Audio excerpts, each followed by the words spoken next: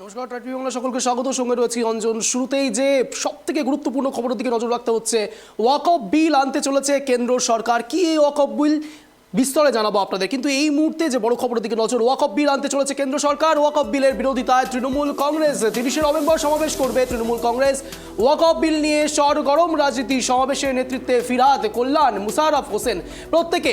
ওয়াকফ বিলের বিরোধিতায় তৃণমূল কংগ্রেস। এই মুহূর্তের বড় খবরের দিকে নজর রয়েছে। ওয়াকফ বিলের বিরোধিতায় তৃণমূল কংগ্রেস। ওয়াকফ বিল আনতে চলেছে কেন্দ্রীয় সরকার। 30শে নভেম্বর সমাবেশ করবে তৃণমূল কংগ্রেস। সমাবেশের নেতৃত্বে থাকছে ফিরহাদ, কল্যাণ, মুশাররফ। বিষয়ে কথা বলবো। এই মুহূর্তে রয়েছে আমাদের সঙ্গে বিকাশ রঞ্জন ভট্টাচার্য, সিপিআইএম নেতা। বিকাশবাবু, আপনাকে স্বাগত ট্রাইব টিভি বাংলায়। আমি অঞ্জন কথা বলছি।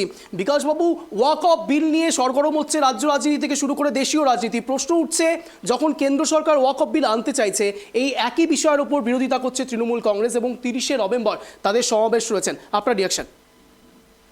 ওয়াকফ বিলের বিরোধিতা সমস্ত সুস্থ চিন্তার নাগরিকরা করবেন এবং বিরোধিতা হওয়া উচিত। এখন কে কিভাবে বিরোধিতা করবেন সেটা তার নিজস্ব ব্যক্তিগত রাজনৈতিক সিদ্ধান্ত।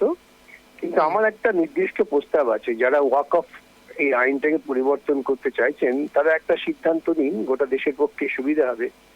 এই সমস্ত ওয়াকফ সম্পত্তি, সমস্ত হিন্দু আনডিভাইডেড ফ্যামিলি প্রপার্টি এবং যত মন্দির ট্রাস্টের সম্পত্তি আছে, সমস্ত সম্পত্তি সরকারে ভেস্ট করে যাক।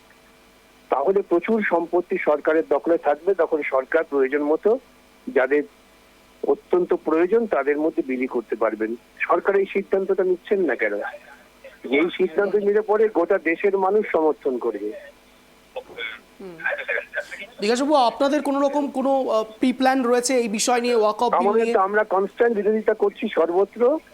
রাস্তায় নেমে বিরোধিতা করছেন কেউ, ভালো কথা। আমরা ওয়াকফ বিলের বিরুদ্ধে আমাদের যে প্রতিবেদনটা দিয়েছি, আমাদের বক্তব্য পরিষ্কার এই যে সমস্ত সম্পত্তি ধর্ম নির্বিশেষে যার যার সম্পত্তি হচ্ছে রাষ্ট্রে ন্যস্ত হোক।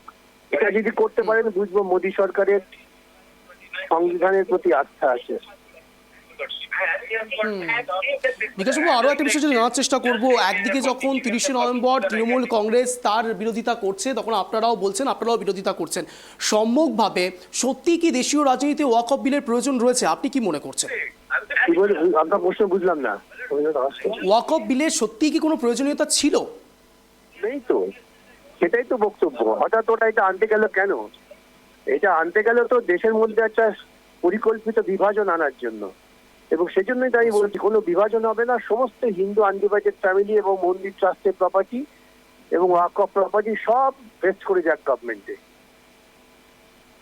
অনেক ধন্যবাদ বিকাশবাবু আপনাকে সময় দেওয়ার জন্য ট্রাইব টিভি বাংলায়।